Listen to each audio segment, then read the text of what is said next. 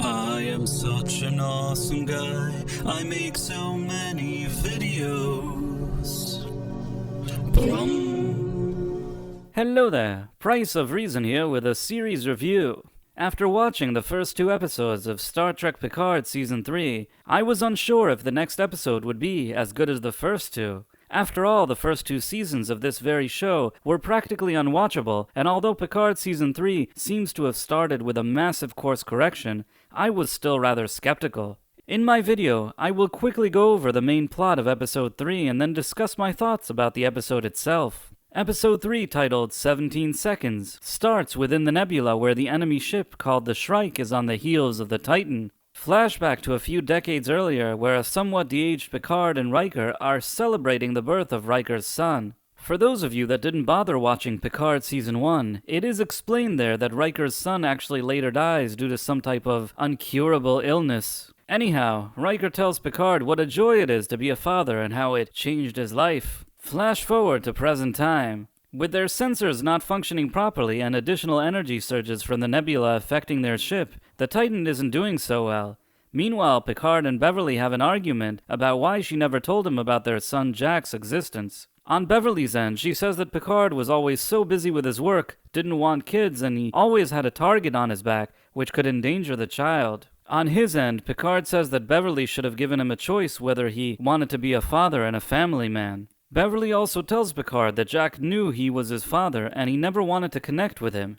Meanwhile, Riker is having a conversation with Jack and they talk about Picard. Not only does Jack seem unimpressed by Picard, he also tells Riker that Picard is a robot. Riker tells Jack that Picard is still the same man as he always was. Now, for those of you who didn't watch the stinky Season 1 of Star Trek Picard, they are of course referring to the fact that Picard died and became a robot at the end of that season. Honestly though, the less you think about that whole robot storyline, the better. Soon after, the Shrike finds the Titan, launches an attack on it, and Captain Shaw is seriously injured. With no other option, he transfers command of the ship to Riker. And while initially it seems that Picard is happy to act as Riker's number one, ultimately they both disagree on how to address the threat.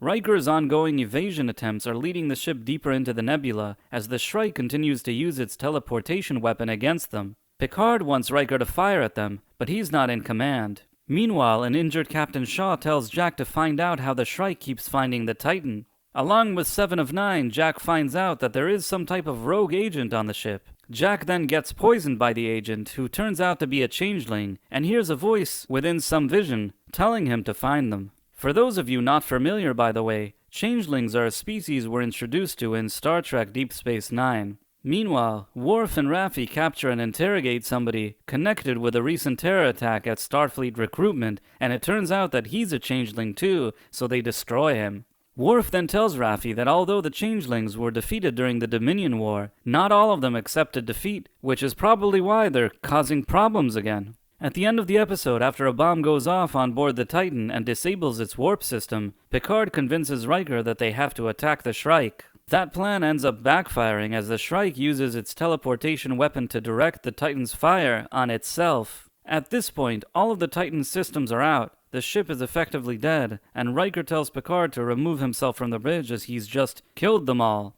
As usual, I will go over what I did like and then what I didn't like. Number 1, the writing. There is so much good writing work in this episode, and I'm genuinely impressed by what I'm seeing. Juxtaposing Riker's loss of his son with Picard's discovery that he has a son is already a very solid direction. But having Riker and Picard butt heads over how to navigate the Titan out of its crisis with this juxtaposition in the background is both thoughtful and clever. 2 words that I never would have applied to Star Trek Picard prior to 3 weeks ago, but here we are. Also, going into this episode, it was unclear why Beverly wouldn't tell Picard he had a son all those years ago. While this development could have been poorly handled, surprisingly, I think the writing here was quite good in explaining it. The best part of the scene between Picard and Beverly is that they both have legitimate arguments. There's no clear right and wrong here. It seems like 2 adults having an actual discussion. Something we don't see enough of these days on Star Trek, or anywhere for that matter. And to top it all off, both storylines being tied to Changelings and bringing in events from Deep Space Nine into the fold of this show is another great development. A lot of these ideas could have seemed like cheap J.J. Abrams-style member-berry fan service, but with the show's current writing, there seems to be one big difference.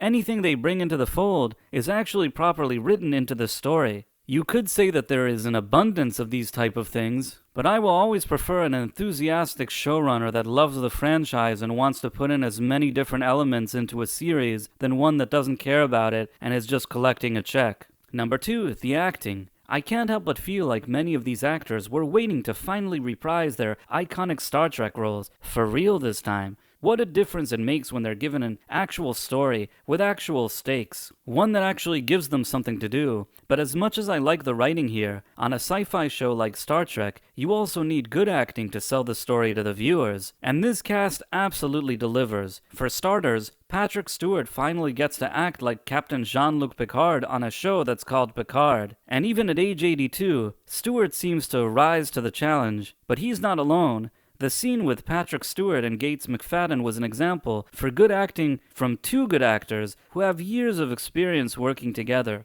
Same with Jonathan Frakes and Patrick Stewart scenes together, and it's great to see that once you have such quality actors within a production, it elevates everybody else in the cast too. Michael Dorn and Michelle Hurd's scenes together are strong, and finally give the Raffi character some actual substance and likability. Jerry Ryan, Ed Spielers, and Todd Stashwick are all doing great here too, and really fitting in with the next generation actors. Suddenly, this show feels like it has a real ensemble cast, just like we used to have on good Star Trek shows. Number 3, Terry Matalas. 3 episodes into this season, Terry Matalas, the new showrunner, with full creative control, has really managed to surprise me, probably because he was given such an impossible task. Matalas needed to take one of the worst sci-fi shows ever made, and in its 3rd season, turn it into a legitimate sequel to one of the best sci-fi shows ever made, all while accepting its previous events as canon, however dumb. Riker's son dying was an unpopular creative decision from Season 1, but somehow Matalas managed to meaningfully work it into the story. Picard is a robot? Well, he somehow managed to sweep that under the carpet too. I mean, as best he can. Under the circumstances here though, I think he really made the most out of a very problematic situation. On a production level, it's as if he took control of the Titanic right after it hit the iceberg and then stabilized the ship with his eyes blindfolded. Now that is no easy feat. Well, that was the good. Now let's talk about the bad. Number 1, Star Trek status. As much as I've enjoyed the past 3 episodes of Star Trek Picard, if I zoom out, it really hasn't solved any problems with the Star Trek franchise in the big picture. Alex Kurtzman is still in charge, and while he may be a fan of accountability culture, he's certainly no fan of being accountable for his own poor work or poor behavior. He also doesn't seem to be a fan of Star Trek, the very franchise that he's in charge of, which is another problem. While Paramount's recent decision to cancel Star Trek Discovery seems to be a step in the right direction, Discovery is still getting a 5th season when it probably never even deserved one. And if it was up to Kurtzman himself, there would probably be 20 more seasons of Star Trek Discovery, because that's his jam. Also, as much as I'm enjoying Season 3 of Picard, let's also be honest here. We're very fortunate that all of these next generation actors now in their 70s and 80s were up for the challenge. However, I'm not sure this is a strategy that this franchise can count on long term, especially when looking towards its more distant future. I mean, don't get me wrong, I'm happy to see these guys do more seasons of Star Trek, and as long as we're getting something on this level, I'll be happy to watch it, but I'm not even sure if it's something that these actors want to keep doing. So basically, this whole season is just a strange anomaly, gifted to us by Terry Matalas. At the end of the day though, after 3 episodes, I'm willing to enjoy it for what it is, a sort of unofficial 8th season of Star Trek The Next Generation, even if it doesn't change the current overall state of the Star Trek franchise. What did you think about Picard Season 3, Episode 3? Can this show save the franchise? Feel free to let me know in the comments, and if you enjoyed this video, please consider subscribing to my channel, and also clicking on that wonderful notification bell. Thanks for watching, my friends. Thank you, and good day. I am such an awesome guy. I make so many videos.